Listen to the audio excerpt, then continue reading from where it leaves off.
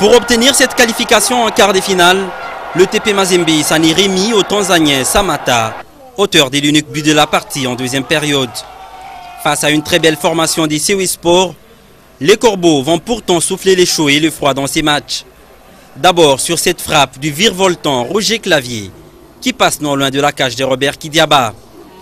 Ensuite, ce coup de tête de Baudelaire à 5 minutes de la fin du match. Kidiaba était battu sur ce coup-là. Après une première mi-temps assez brouillon dans les jeux qui s'est terminé par 0 but partout, c'est en deuxième période que le poulain de Patrice Carteron vont relever leur niveau. Le temps est donné de la 47e minute.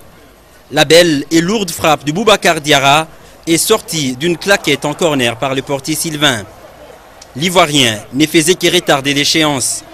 À la 52e minute, Solomon Asante, profitant d'un bon contre, récupère le ballon avant d'être fauché dans la surface de réparation par Onadji qui était pris de vitesse. Le pénalty sera malheureusement raté par Jonas Sakuara.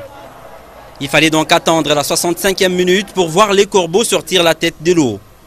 Solomon Asante, encore lui, auteur d'un bon match, change d'aile en direction de Thomas Ulimwengu, entré en cours de jeu. Son centre trouve Samata, qui était déjà buteur à l'aller.